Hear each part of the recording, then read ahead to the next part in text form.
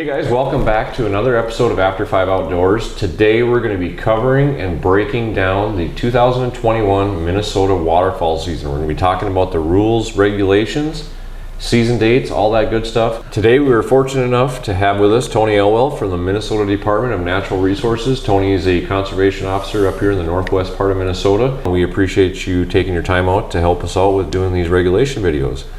So let's get to it. Let's start talking about the 21 waterfowl season. We got some changes. We do. We got teal season. We got some different rules and regulations. So we're going to cover those, and hopefully you'll have a better understanding of the 21 waterfowl season. Let's jump into it. Let's talk about teal. Teal season, brand new here. We are the last state in the flyway to get a teal season. It's going to be a 5-day season this year. Opens on the 4th of September, will run through the 8th. Limit will be 6 teal, either blue wing, green wing, or cinnamon teal if you're so lucky to see one of those up here. Same regulations are going to apply as the regular season. Same kind of licenses and stamps. 18 to 64 needs a small game license. 16, 17 will have a youth small game license. Federal stamp is required for anybody 16 or older. State stamp is required for anybody 18 to 64. And we're talking residents of Minnesota. Right. Okay. And one difference from the regular season is the shooting hours. Yep. Shooting hours is going to start at sunrise versus a half hour before sunrise. For obvious reasons, our ducks are almost all still in eclipse. It's difficult to identify those birds. Allowing the hunter half hour more of time for the light to come up should help us in identifying those birds. So the hours for the teal season is going to be sunrise to sunset. To sunset, that is correct. And the teal season, kind of, one thing that we were talking about earlier off camera is that the teal season is an experiment. So if guys are shooting a whole bunch of mallards and redheads and other stuff, we probably won't have a teal season. So you want to really make sure you know what you're shooting at before you pull the trigger. That's correct. It's kind of a probationary period for the next few years. The federal U.S. Fish and Wildlife Service will be watching just to see how compliance is, and if there's a gross negligence, season will get canceled. So next up, after the teal season, we're going to be moving on into the early goose season in Minnesota. Can you talk a little bit about some of the rules and regs of the early goose season? Sure. Early goose will open on the 4th of September, run through the 19th of September. Same licenses that are required for that early teal season and regular waterfowl season are required, with the addition of a special goose permit. 18 to 64 will need that goose permit. Limit will be the same as it has been in the past, 5 geese daily and then 3 times in possession, so 15 total. A different regulation this year. In the past, there was several goose zones where hunting over or within 100 yards of surface water was unlawful. That has all gone away. So here in the Northwest Goose Zone, hunters are now allowed to hunt within 100 yards of open water where they couldn't in the past. So this year you can actually put a boat on the water and hunt geese over water. You could here in the Northwest, correct. Okay. So the hours of the early goose season, half hour before sunrise to sunset, so the same as it has been? That's correct, yep.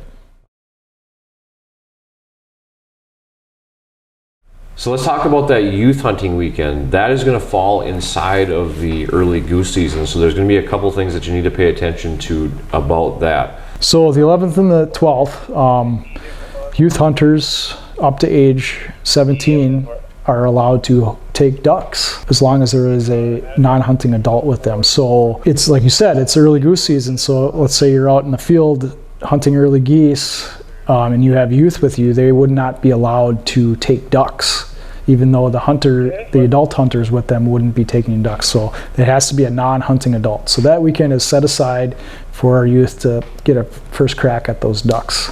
Licenses are going to be basically the same as everything else. Age 16 and 17 will need a youth small game license and that federal duck stamp. And then obviously anybody 13 to 17 is going to need a firearms safety certification in order to hunt. There's no permit for that youth season. And then your shooting hours are going to be they're going to be the half hour before sunrise to sunset? That's correct. Okay.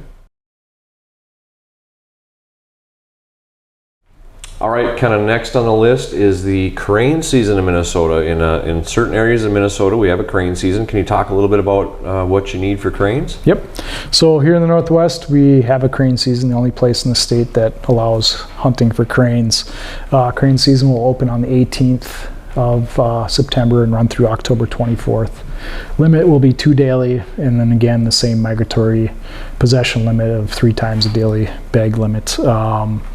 Small game license is all you need, along with a crane permit to hunt cranes. You don't need any state or federal waterfowl stamps. Difference with the crane permit is everybody that hunts crane, regardless of age, needs to have a crane permit. So there could be, youth age 16 and older.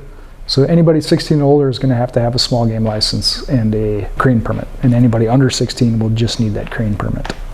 Okay. Other than that, same non-toxic shots, shotgun not capable of holding more than 3 shells. Shooting hours the same, half hour before sunrise to sunset. All right, so let's talk about the 2021 regular waterfowl season in Minnesota. Couple different zones, going to be a few different dates. So let's kind of get into that. Mm-hmm. Tony, can you tell us a little bit about the dates and zones? For sure. September 25th, the entire state will open up for duck season. We've got 3 different zones, the north, central, and the south zone. Like I said, the entire state will open up, and it'll run open the entire state till October 3rd. At that point, the central and the south zone will shut down. And the north zone will continue on through November 23rd. And then on October 9th, the central and the south zone together. This is different than past years. Both of those zones are going to open back up and run through the 28th. In past years, the entire state would open up for a week or so. The north would stay open, the central and the south would close down, and then a week after that, the central would open up and the south would stay closed. It's different this year. The south and the central zone open back up on the same date and run through to the same date. It's going to provide a little more opportunity and a little less confusion for people. All right, so we've got the dates covered for the 21 waterfowl season. Let's shift a little bit into limits and talk about ducks and specific limits. Duck limits. 6 ducks we can take. 4 can be mallards, 2 of which can be hen mallards. 3 wood ducks. We can take 2 canvasbacks. We can take 2 black duck. We can take 2 redheads. We can take 1 pintail. And we can take 1 scop or bluebill. Now, same kind of deal as last year. We had that reduced limit until later in the season. We can take 1 scop or bluebill from opening day up to October 14th, after which we can take 2 scop or bluebill. So 6 total ducks, any of those combinations. Any other ducks we can take 6 of, so our ringnecks, our teals. All right, so when we're talking about limits on the regular ducks, we've always got the mergansers buzzing around. Yep. And if you like shooting mergansers, can you tell us a little bit about the limits on mergansers? Mergansers, the limits on mergansers are different than ducks. They're not the same. They're not included in the same. So we can take 5 mergansers, but only 2 of those can be hooded mergansers, and those are generally the ones we see more of when we're out there hunting. So if you go out, you shoot your 6 ducks, and then you're coming back in or whatever, and you run across some mergansers, you see a nice hoodie, you want them out. Yep. Those mergansers do not count towards the 6 ducks. That is correct. We have a change in our goose limit during the regular season. It is going to remain at 5. In our early September goose hunt, our limit is 5. During our regular waterfowl season, that limit is going to be at 5 instead of 3, like it has been in the past. So that's one of those changes that we're seeing for this season.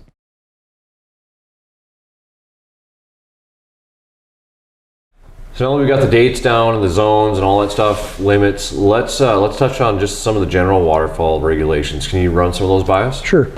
Shooting hours are going to change. Shooting hours will open at a half hour before sunrise, and they're going to run to sunset the entire season. In years past, it shut down at 4 for a week or 2. This year, from opening day to the close till sunset. So that's kind of a new regulation. Other things we're looking at, if we cripple a bird, we have to make every reasonable effort to retrieve that bird and count it in our daily bag limits. Other general waterfowling rules, open water hunting. We're not allowed, there's only specific times that we can hunt in the open water. If we're on a stream or river that's less than 100 yards across, we can hunt in open water. We do have some large lakes, Superior and things like that, where we can do layout hunts. You can find that information in the regulation book. But as far as up here in the Northwest, unless it's a stream or a river less than 100 yards across, we have to be concealed or partially concealed by natural vegetation. So we have to have our boat or our bodies pulled into some sort of vegetation if we're going to hunt over water. Our boats don't need to be registered for duck hunting. You can have an unregistered boat as long as you're duck hunting and it's duck season. Now we have people that like to do like a blast and cast. They'll go out in the morning and hunt ducks and then go troll for walleyes or pike in the afternoon. That boat needs to be registered if you're going to troll for walleyes. If you're going to fish in a duck boat, that duck boat has to be registered. Okay. Same personal flotation laws pertain to duck hunting as they do any other time of the year, and it's very important, especially as the weather gets colder. It's important that we've got a PFD for everybody in the boat, a personal flotation device. Boats 16 feet and longer need to have that Type 4 throwable device, either that ring buoy or the boat cushion that most folks will have. There are some regulations about having a loaded gun. A boat with a motor is a motor vehicle. If that motor is running, that gun has to be unloaded, okay? It cannot be loaded. So where that comes into play is we crip a bird. We crank up that motor and we haul to go get it. The shotguns have to be unloaded before we start up that motor. And then on the other end, the motor has to be shut off and the boat has to be completely stopped before we can fire. Okay, let's talk about something that's really not talked about a lot. You're hunting public land, you want to put some decoys out in the morning or in the afternoon before you're going out, whatever. Is there a time frame that you can have decoys out on the water? Yep, you're allowed to place decoys on public lands or public waters up to 2 hours before legal shooting hours. So any time before that would be unlawful on public land. So you can't take and put out your spread the night before and then come out in the morning? No. So the big difference there is private land, you could leave them out overnight, but make sure if you're hunting public land that you pull your decoys before you leave for the night. Right. Let's say you're going to go in for lunch. You can leave your decoys up for up to 3 hours during legal shooting hours, but they would have to come out at the end of the night. Another change to the regulations this year: in the past, we weren't allowed to use motorized decoys like spinning wing, mojo type birds for a certain amount of time, and then we were allowed to use them. And also we were never allowed to use them on bodies of water or lands fully contained within the WMA. Well, that all has gone away this season. Starting opening day through the end of the duck season, we are allowed to use motorized decoys. And that includes that new early teal season. That includes our crane season and our early goose season. We are allowed to use motorized decoys statewide. Now, we do have federal lands. Those regulations may differ on waterfowl production areas. Check with the local authorities on that. But as far as state land goes and wildlife management areas, we are now allowed to use motorized decoys throughout the season in Minnesota. Okay, so you've been out hunting for the day, you've shot your birds, and you're getting ready to go home. What are you going to do to be following the law to transport your birds? Transportation of waterfowl, dressed waterfowl. All we have to do is leave a fully feathered wing attached. One fully feathered wing attached to the bird. You can take the entrails out. You can pluck the rest of the feathers. You can pull the head off. The only thing that needs the feet. The only thing you need is one fully feathered wing so that bird can be identified by a conservation officer. So one thing that you need to do if you're hunting WMAs, you're hunting public land, make sure that you check the motor restrictions. Some bodies of water have a restriction where you can use up to a certain horsepower. Some have restrictions where it's no motors at all. Right. So just make sure that you check those before you get out. Yeah, the majority of the wildlife management areas in Minnesota will not allow any kind of motor, whether it's electric or gas powered. Our major units such as Thief Lake will allow up to a 10 horsepower motor to be operated on that body of water. Now, something that's really important when we're talking about boats, motors, and basically any time of the year is aquatic invasive species. With duck hunting, it can be bad. I mean, we've got decoys, we've got equipment that has mud all over it, we've got weeds and mud in our boat, our anchor lines and things like that are going to get weeds on them. It's very important that we do what we can to get all that stuff off of there. It's against the law to transport aquatic macrophytes, and that's a fancy word for weeds. I mean, it's no different than in the summer when you're fishing. We've got to drain our boat. We've got to, you know, any bilges, any live wells, the same thing. I don't know why you'd have water in there, but it might get in there. Make sure those plugs, that plug can't be in it. If you have a boat that has a live well, make sure that plug is pulled out, even if you're not using it for anything. And we recommend that you drain everything, wash it, and dry it for 5 days before you bring it out onto a different body of water, just to ensure that we're not spreading those invasive species.